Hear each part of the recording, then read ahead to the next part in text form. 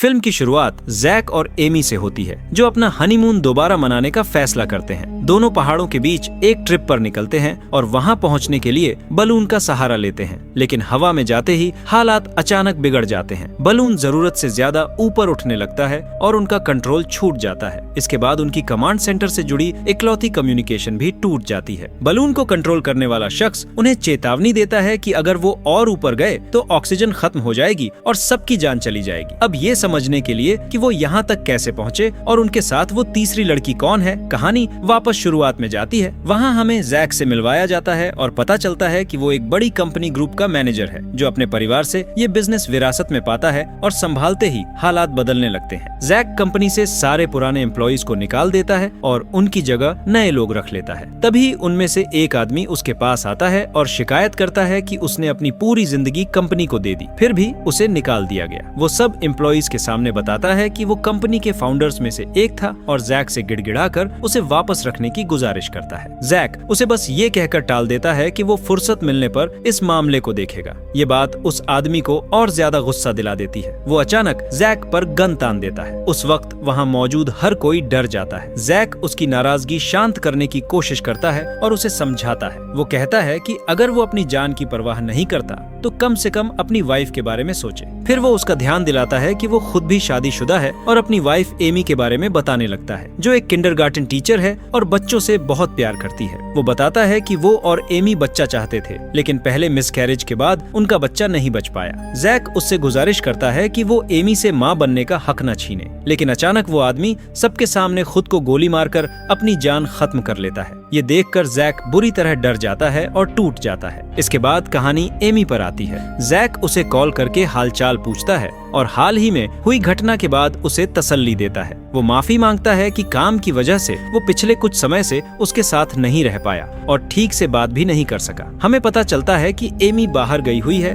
ताकि माहौल बदले और मिसकैरेज के बाद खुद को संभाल सके। वो जैक को बताती है कि वो कल वापस आ रही है। उसी रात एक बार में जैक देखता है कि बारटेंडर एक लड़की से बहस कर रहा है और उसे बता रहा है कि जब तक वो होटल में नहीं ठहरती उसे ड्रिंक्स नहीं दी जा सकती। जैक बीच में आकर मामला शांत करता है और उस लड़की के लिए अपने पैसे से ड्रिंक ऑर्डर कर देता है। लड़की उससे मिलती है और अपना नाम जूलिया बताती है। वो उसका शुक्रिया अदा करती है। जब जूलिया उससे करीब आने की कोशिश करती है तो जैक साफ मना कर देता है और बता देता है कि वो शादीशुदा है। वो कहता है कि उसकी वाइफ रास्ते में है और वो उसे सरप्राइज देने के लिए पहाड़ों में ट्रिप प्लान कर चुका है ताकि वो दोनों अपनी शादी को दोबारा ताजा कर सके। वो पूरा प्लान जूलिया को बता देता है। जूलिया उन्हें हैप्पी टाइम विश करती है, लेकिन फिर भी उससे और करीब आने की कोशिश करती है और बताती है कि वो किसी का इंतजार कर रही थी जो अब तक नहीं आया। जैक उसे अच्छे से समझा देता है और दोबारा साफ करता है कि वो अपनी वाइफ से प्यार करता है। अगली सुबह जैक एयरपोर्ट जाकर एमी को पिक करता है। घर जाते वक्त वो उसे पिछली रात का डरावना हादसा बताता है और कहता है कि वो पूरी तरह मान चुका था कि अब वो मारा जाएगा और उस वक्त उसके दिमाग में सिर्फ वही थी। एमी उसे दिलासा देती है और समझाती है कि ये सब किस्मत थी, इसमें उसकी कोई गलती नहीं है, इसलिए उसे खुद को दोष नहीं देना चाहिए। रात में वो एमी के साथ वक्त बिताता है, उसे संभालता है और कहता है कि वो बेवजह गिल्ट महसूस न करे क्योंकि इसमें उसकी कोई गलती नहीं थी। वो उसे भरोसा दिलाता है कि वो दोनों दोबारा कोशिश करेंगे और वो हमेशा उसके साथ रहेगा आखिरी दम तक। अगले दिन जैक उसे उस ट्रिप पर ले जाता है जो उसने खास तौर पर हनीमून दोबारा मनाने के लिए प्लान की थी। दोनों अपनी जर्नी शुरू करते हैं और माउंटेन तक पहुंचने के लिए बैलून में बैठते हैं। वहां उनका स्वागत हैरी करता है, जो बैलून का पायलट होता है। हैरी उन्हें बताता है कि आज भीड़ ज्यादा आने की उम्मीद थी, लेकिन उसे कोई दिक्कत नहीं कि वो उन्हें अकेले ही ले जाए। वो ये भी समझाता है कि बैलून से सफर करना एयरप्लेन जितना ही सेफ होता है और डरने की कोई बात नहीं है। वो सबको भरोसा दिलाता है कि उसे इस काम में सालों का एक्सपीरियंस है, इसलिए जब तक वो उसकी इंस्ट्रक्शंस फॉलो करेंगे उन्हें किसी बात की चिंता नहीं करनी चाहिए। वो सबको चेतावनी देता है कि बलून से जुड़े किसी भी वायर्स या रोप्स को न छुएं और फ्लाइंग से जुड़ी सारी जिम्मेदारी उसी पर छोड़ दें। तभी अचानक जूलिया वहाँ आ जाती है और जैक को हैरानी होती है कि वो भी इस ट्रिप पर साथ आई है। जूलिया अंदर आकर एमी और हैरी से मिलती है और ऐसे पेश आती है जैसे वो जैक को जानती ही नहीं। वो उन्हें बताती है कि वो भी इस ट्रिप का हिस्सा है। हैरी उसका स्वागत करता है और कहता है कि वो बिल्कुल वक्त पर पहुंची है, क्योंकि अगर वो 10 मिनट और देर कर देती तो वो लोग निकल चुके होते। इसके बाद एमी सबको बताती है कि ये सिर्फ एक ट्रिप नहीं है, बल्कि वो और उसका हस्बैंड अपनी हनीमून दोबारा मनाने आए हैं। जूलिया दिखावे के तौर पर उनके लिए खुश होती है। वहीं जैक एमी से कहता है कि उसे अच्छा महसूस नहीं हो रहा और वो चाहता है कि ट्रिप को किसी और समय के लिए टाल दिया जाए। एमी को बुरा लगता है। तब जैक कहता है कि वो इसे सिर्फ उन दोनों के लिए एक प्राइवेट ट्रिप समझ रहा था और किसी और को साथ नहीं चाहता था। एमी उसे समझाती है कि ये सिर्फ एक एक्स्ट्रा पर्सन है और बात को बड़ा करने की जरूरत नहीं है। एमी पूरी तरह एक्साइटेड होती है, इसलिए जैक उसका दिल नहीं तोड़ता। हैरी सबको बैलेंस बनाए रखने के लिए अलग अलग कॉर्नर्स में खड़ा कर देता है। फिर वो बैलून में आग जलाता है, जिससे बैलून ऊपर उठने लगता है और उनकी यात्रा शुरू हो जाती है। उसी दौरान जैक जूलिया की तरफ झुकता है और उससे सवाल करता है। जैक जूलिया से पूछता है कि वो यहाँ क्या कर रही है। जूलिया उसे कहती है कि अपने फोन पर देखो, सब समझ आ जाएगा और अगर वो बेवजह ड्रामा नहीं चाहता तो तुरंत पैसे ट्रांसफर कर दे ताकि सब मिलकर ट्रिप एंजॉय कर सके। जैक उसे इग्नोर कर देता है ताकि उसकी वाइफ को ये न लगे कि वो दोनों एक दूसरे को जानते हैं। दूसरी तरफ एमी नजारे देखकर बहुत खुश होती है और बलून उन्हें ऊपर लेकर बादलों के नीचे पहुंच जाता है। हैरी रेडियो का इस्तेमाल करके कंट्रोल सेंटर को बताता है कि सब कुछ ठीक है। इसी बीच जूलिया माहौल टेंस कर देती है और जैक से पूछती है कि क्या उसे याद नहीं कि उसने उसे कहाँ देखा था। जैक मना कर देता है। एमी को उन पर शक होने लगता है, लेकिन जैक तुरंत सिचुएशन संभाल लेता है और कहता है कि वो सब अभी स्ट्रेंजर्स हैं और उनके पास एक दूसरे को जानने का पूरा समय है। हैरी माहौल हल्का करने के लिए सबको अल्कोहलिक ड्रिंक्स ऑफर करता है और बताता है कि वो करीब 500 ट्रिप्स कर चुका है, इसलिए चाहता है कि ये जर्नी सबके लिए खास बने। वो ऐसा इसलिए करता है क्योंकि उसे उनके बीच टेंशन महसूस हो जाती है। जूलिया लगातार जैक और उसकी वाइफ को देखती रहती है और साफ लगता है कि उसकी नीयत ठीक नहीं है। वहीं हैरी उन्हें रास्ते के इलाके दिखाता है और समझाता है कि किसी भी पहाड़ी इलाके में उतरना मना है। वो बताता है कि अगर सामने कोई पहाड़ आ जाए तो बस बलून का डायरेक्शन बदलकर उसे अवॉइड करना होता है। तब एमी उससे पूछती है कि वो डायरेक्शन कैसे कंट्रोल करता है और हैरी उसे समझाने लगता है। हैरी बताता है कि डायरेक्शन बदलना उसका प्रोफेशनल सीक्रेट है और वो बलून की हाइट बदलकर ऐसा करता है। हाइट बदलते ही हवा की डायरेक्शन बदल जाती है और बैलून अपने आप मुड़ जाता है। एमी को ये सब काफी कॉम्प्लेक्स लगता है, तो हैरी समझाता है कि इसी वजह से बैलून खास होता है और हर कोई इसे कंट्रोल नहीं कर सकता। वो कहता है कि सबसे बेहतर है नेचर के साथ चलना और खुद को उसके हवाले कर देना। हैरी सबको कहता है कि वो खुलकर बिहेव करे, गाएं या जोर जोर से चिल्लाएं ताकि अंदर की नेगेटिव एनर्जी निकल जाए और वो ट्रिप को और एंजॉय कर सके। वो खुद पहले गाना शुरू करता है। एमी उसे चीयर करती है और जोर से चिल्लाती है। जूलिया भी ये ट्राई करती है, लेकिन साफ दिखता है कि वो अंदर से परेशान है और बस छिपाने की कोशिश कर रही है। जैक इस खेल में शामिल होने से मना कर देता है। इसके बाद वो बलून में फोटोज लेते हैं। जब एमी हैरी के साथ बिजी हो जाती है तो जैक जूलिया के पास जाता है और उससे पूछता है कि वो इस खेल से खुश है या नहीं। जूलिया कहती है कि वो बहुत खुश है और अपने फोन पर जैक के लिए एक मैसेज लिखती है जिसमें वो उसे धमकी देती है कि अभी पैसे ट्रांसफर करे वरना उसे पछताना पड़ेगा। वो उसे फोन पढ़ने के लिए देती है, ये बहाना बनाकर कि वो हैरी के साथ उसकी फोटो खींचे। जैक हमेशा की तरह उसे इग्नोर करता है और उससे दूरी बना लेता है। जैक अब सिचुएशन को समझ चुका होता है। जैसे ही उसे सामने एक माउंटेन दिखता है वो तुरंत हैरी को बुलाता है ताकि वो जल्दी एक्शन ले। हैरी इससे खुश होता है और बैलून की फ्लेम बढ़ा देता है जिससे बैलून और ऊपर उठ जाता है। वो लोग पहाड़ के ऊपर से निकलकर उसे सुरक्षित पार कर लेते हैं। एमी अपना डर बताती है कि वो एक पल के लिए घबरा गई थी, लेकिन हैरी उसे भरोसा दिलाता है कि जब तक वो उनके साथ है किसी बात की चिंता नहीं है। वहीं जूलिया दिन खराब करने पर तुली रहती है। वो सबके सामने जैक से जल्दी कुछ करने को कहती है और दोनों आपस में इशारों में बात करने लगते हैं। एमी उनसे पूछती है कि मामला क्या है। हैरी उनसे शांत रहने और ट्रिप के माहौल का मजा लेने को कहता है। तभी अचानक एक वाइल्ड ईगल उड़ता हुआ आता है और एमी के सिर से टकरा जाता है। सब लोग डर जाते हैं सिवाय हैरी के, जो इसे भी एंजॉय करता है। जूलिया उससे ट्रिप खत्म करने और उन्हें नीचे उतारने को कहती है। हैरी उसे शांत करने की कोशिश करता है, लेकिन वो अड्डी रहती है। हैरी समझाता है कि अभी नीचे उतरना पॉसिबल नहीं है और ये जितना आसान लग रहा है उतना है नहीं। जूलिया कहती है कि उसे फर्क नहीं पड़ता और वो किसी भी तरह उन्हें नीचे उतारे। हैरी समझ जाता है कि माहौल काफी टेंस हो चुका है। वो कहता है कि उसे दिख रहा है कि उनके बीच कोई कॉन्फ्लिक्ट चल रहा है, लेकिन उसकी जिम्मेदारी उन्हें सुरक्षित वापस लाने की है और अपने झगड़े उन्हें सेफ लौटने के बाद सुलझाने चाहिए। वो कहता है कि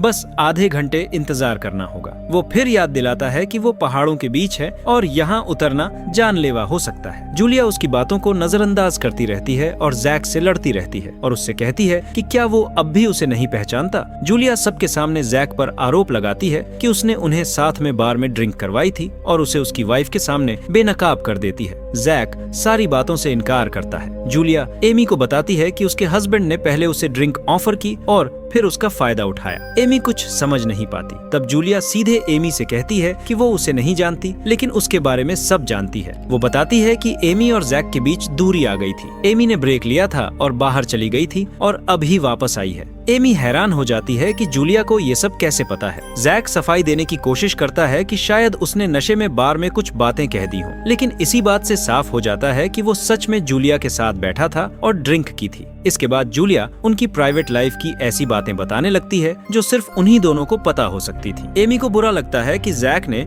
उनकी पर्सनल बातें किसी स्ट्रेंजर से शेयर की। जूलिया बात को और आगे बढ़ाती है और एमी को बताती है कि उसका हस्बैंड उसी के साथ चीटिंग कर चुका है। जैक उसे झूठी बताने की कोशिश करता है। तब जूलिया उसके कपड़े उठाकर सबूत दिखाती है, जिससे साबित हो जाता है कि वो झूठ नहीं बोल रही। इसके बाद एमी को शक हो जाता है कि जूलिया की बातें सच हैं और जैक ने वाकई धोखा दिया है। हैरी इस पूरी खराब हो चुकी ट्रिप पर मन ही मन पछताता है और सोचता है कि आगे से वो सिर्फ सिंगल्स के लिए ही ट्रिप्स करेगा। जैक उस पर चिल्लाता है और उसे चुप रहने को कहता है और बोलता है कि उसे बीच में दखल देने की जरूरत नहीं है। इसके बाद जैक अपनी वाइफ को मनाने की कोशिश करता है और कहता है कि क्या वो एक स्ट्रेंजर की बात मानेगी और उस पर भरोसा नहीं करेगी। एमी उससे पूछती है कि फिर जूलिया यहाँ क्या कर रही है। जैक समझाता है कि जूलिया को पता चल गया होगा कि वो रिच है, इसलिए उसे ब्लैकमेल करने के लिए यहाँ आ गई है, बस थोड़े पैसे ऐंठने के लिए। हैरी ये सब देख रहा होता है और अंदर ही अंदर तंज कसता है। जैक अपनी वाइफ को बताता है कि 2 दिन पहले उसने जूलिया को बार में देखा था। वो वेटर से झगड़ रही थी तो उसने उसका बिल पे कर दिया और बस एक ड्रिंक ऑफर की थी। उसके हिसाब से पूरी बात बस इतनी ही थी, लेकिन एमी उसकी बातों पर भरोसा नहीं करती। वो कहती है कि सिर्फ एक ड्रिंक की वजह से कोई इतनी दूर तक पीछा नहीं करता। एमी उससे पूछती है कि अगर उसकी बात सच है तो जूलिया को उसकी मदर से जुड़ी बातें कैसे पता है। जैक कहता है कि जूलिया ने सोशल मीडिया से ये सब जान लिया होगा, शायद एमी की फोटोज देखकर, लेकिन जूलिया साफ कह देती है कि वो सोशल मीडिया इस्तेमाल ही नहीं करती। इससे सबके बीच टेंशन और बढ़ जाती है। उसी समय बलून का इंडिकेटर वार्निंग देता है कि वो लोग जरूरत से ज्यादा ऊपर जा रहे हैं। हैरी तुरंत रोप पकड़कर वेंटिलेशन खोलने की कोशिश करता है ताकि हाइट कम की जा सके। तभी जूलिया उसे रोकने की कोशिश करती है और कहती है कि वो ऐसा न करे। जब हैरी उसकी बात नहीं मानता तो जूलिया उस पर हमला कर देती है और उसके हाथ से शार्प टूल छीन लेती है। जूलिया सबको धमकाती है और अचानक रेडियो का ट्रांसमिशन वायर काट देती है। इससे उनका कंट्रोल सेंटर से आखिरी संपर्क भी टूट जाता है। हैरी गुस्से में पूछता है कि क्या उसे पता है उसने क्या कर दिया, लेकिन जूलिया को कोई परवाह नहीं होती। हैरी सबको चेतावनी देता है कि उन्हें तुरंत हाइट कम करनी होगी, वरना ऑक्सीजन खत्म हो जाएगी और सबकी जान खतरे में पड़ जाएगी। जैक और हैरी मिलकर जूलिया को पकड़ते हैं और उससे शार्प टूल छोड़ने को कहते हैं, लेकिन वो नहीं मानती।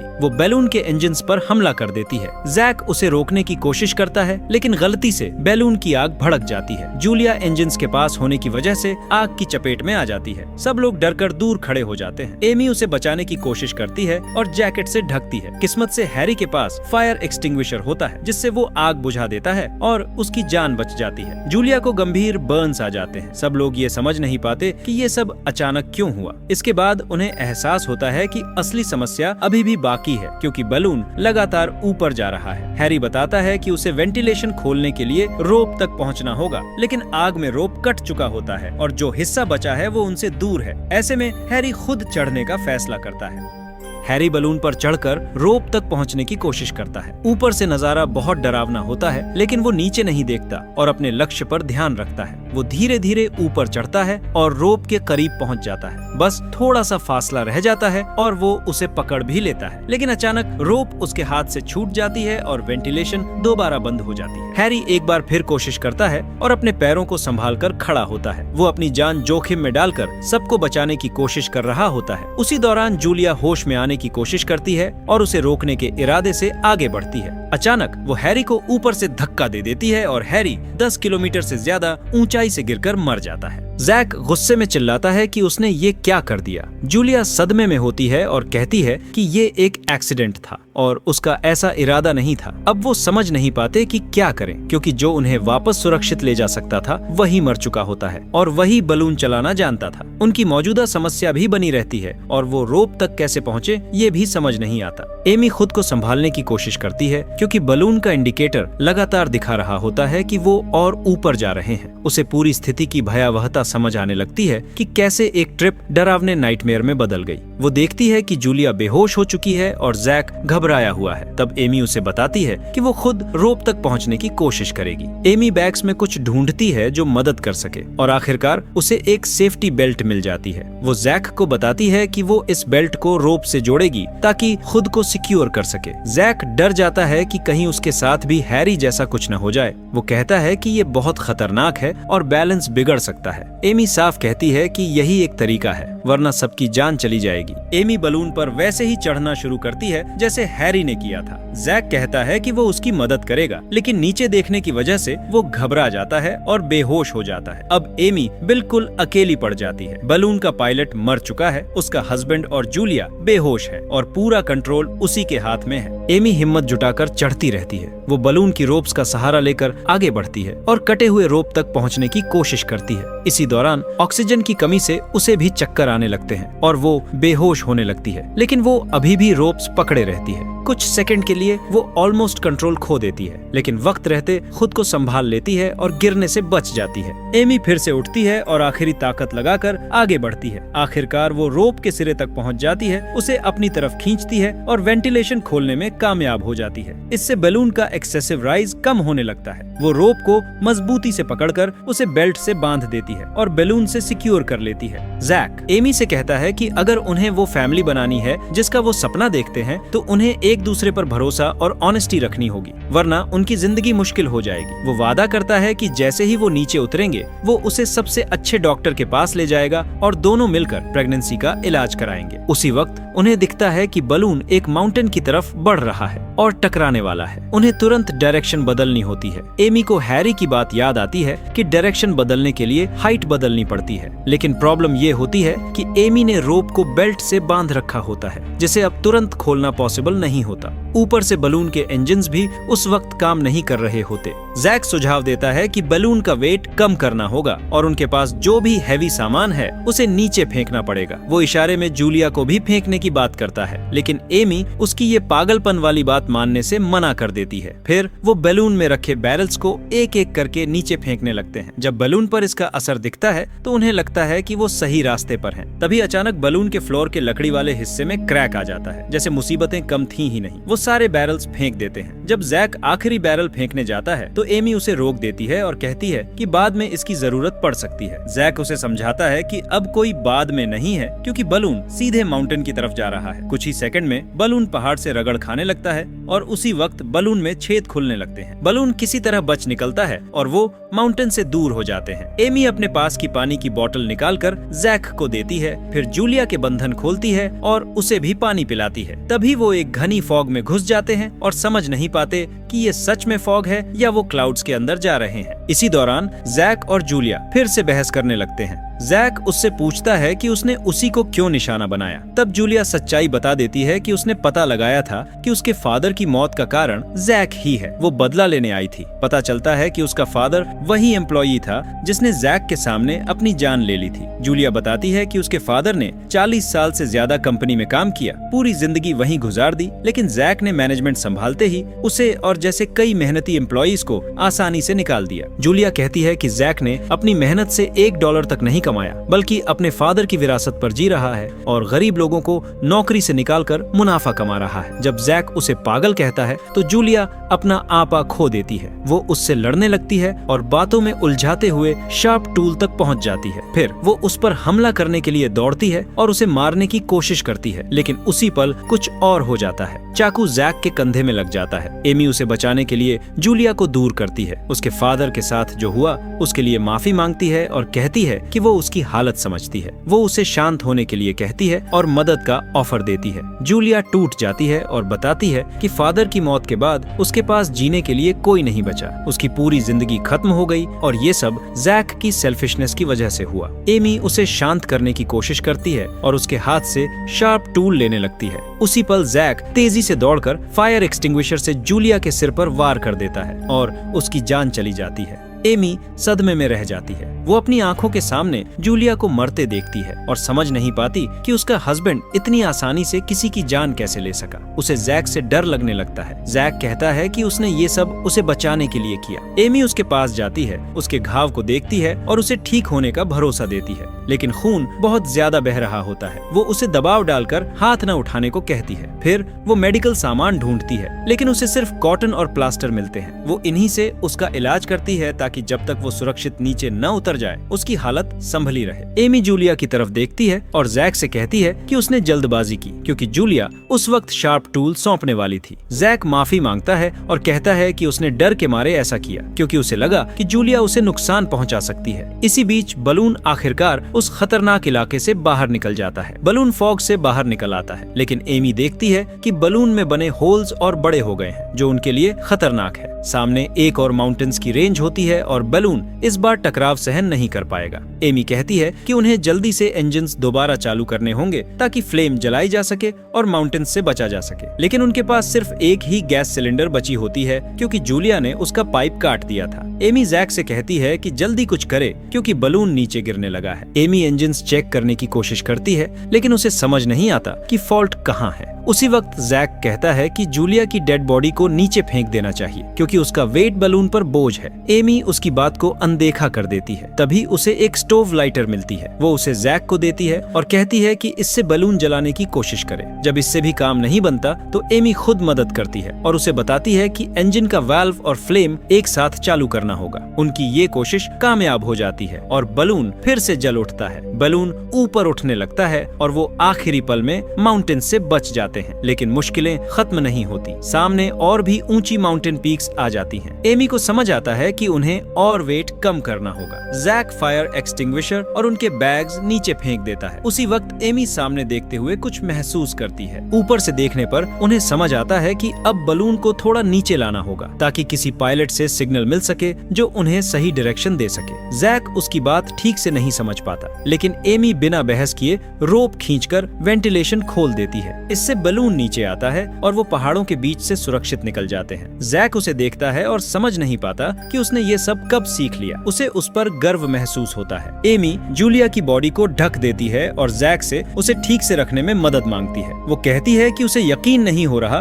कि वो सब क्या क्या झेल चुके हैं और कैसे 4 लोग निकले थे, लेकिन अब सिर्फ वही 2 बचे हैं। जैक कहता है कि उसका जूलिया को मारने का इरादा नहीं था और वो इसे सेल्फ डिफेंस मानता है क्योंकि उसे लगा था कि जूलिया उसे नुकसान पहुंचाएगी। वो ये भी कहता है कि सारी मुसीबतों की वजह वही थी क्योंकि उसने हैरी को ऊपर से धक्का दिया था। एमी जवाब देती है कि अगर जैक ने उसे ड्रिंक न करवाई होती तो ये सब होता ही नहीं। जैक पलटकर उसे दोष देने लग जाता है और कहता है कि उसने पिछले 6 महीनों में उसे बहुत सहा, उससे बार बार बाहर चलने की कोशिश की ताकि माहौल बदले। दोनों के बीच झगड़ा बढ़ जाता है। तभी बलून के फ्लोर में बना क्रैक अचानक और खुल जाता है और एमी उसमें से फिसल जाती है। वो अभी भी बलून की फ्लोर पकड़े रहती है और हवा में लटकी रहती है। जैक उसे देखता रहता है और कुछ पल के लिए मदद करने में हिचकिचाता है। एमी लगभग गिरने वाली होती है और उसे पुकारती है क्योंकि वो देखती है कि जैक बस खड़ा उसे देख रहा है। तभी जैक आगे बढ़ता है और उसे बचाने की कोशिश करता है, उसका हाथ पकड़ने की कोशिश करता है। जैक उसकी बांह पकड़कर पूरी ताकत से खींचता है, लेकिन वो उसे खींच नहीं पाता। एमी नीचे देखती है और उसे सिर्फ पहाड़ और चट्टानें दिखती हैं। वो समझ जाती है कि अगर वो गिरी तो टुकड़ों में बिखर जाएगी। जैक का हाथ उससे दूर होता है, फिर भी वो उसे बचाने की कोशिश करता है। वो बैग्स के स्ट्रैप से एक बेल्ट बनाकर एमी की तरफ फेंकता है और उसे बताता है कि जिस लकड़ी को वो पकड़े है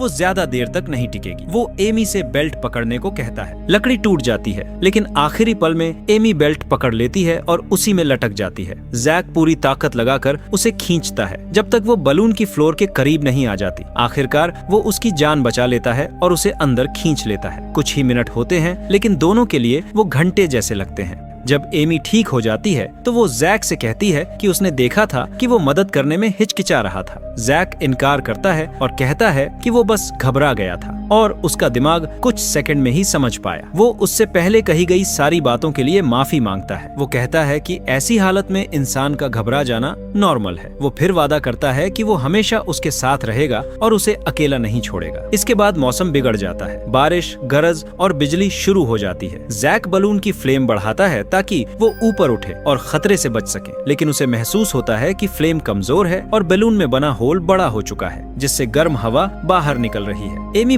बताती है कि पहले उसे ठीक करना होगा वरना बलून नीचे गिरता रहेगा। फिर एमी बाहर चढ़ने की तैयारी करती है और उसे ठीक करने के लिए ऊपर जाने लगती है। एमी फिर से बलून पर चढ़ती है ताकि ओपनिंग को बांध सके। इस बार बारिश की वजह से हालात और मुश्किल होते हैं, लेकिन वो कोशिश जारी रखती है। वो बलून के सबसे ऊपर पहुंचती है और तेज हवा के बावजूद ओपनिंग के किनारे को पकड़ लेती है। आखिरकार वो उसे बेल्ट से बांध देती है और बेल्ट का दूसरा सिरा जैक की तरफ फेंकती है ताकि वो उसे बलून से बांध सके। काम पूरा करने के बाद एमी नीचे उतरने की कोशिश करती है, लेकिन फिसल जाती है। जैक वक्त रहते उसे पकड़ लेता है और दोनों किसी तरह बलून की फ्लोर तक वापस आ जाते हैं। फिर वो नीचे से रोप्स के साथ बेल्ट को अच्छे से बांध देते हैं। दोनों पूरी ताकत से डैमेज को संभालने की कोशिश करते हैं और फिर फ्लेम जलाने की तैयारी करते हैं, ये देखने के लिए कि उनका प्लान काम करता है या नहीं। फ्लेम जलते ही उन्हें सामने एक और माउंटेन दिखता है। उन्हें नहीं पता कि इस बार भी वो बच पाएंगे या नहीं। दोनों एक दूसरे का हाथ पकड़ लेते हैं और हर हाल के लिए तैयार हो जाते हैं। तभी बलून ऊपर उठने लगता है। ओपनिंग बांधने का आइडिया काम कर जाता है और वो पहाड़ को सुरक्षित पार कर लेते हैं। जैक नीचे देखता है और पाता है कि वो अब एग्रीकल्चरल एरियाज के करीब पहुंच चुके हैं। वो एमी को भरोसा दिलाता है कि अब सबसे मुश्किल हिस्सा पार हो चुका है। दोनों को उम्मीद होने लगती है कि शायद वो इस नाइटमेयर से जिंदा बाहर निकल आएंगे।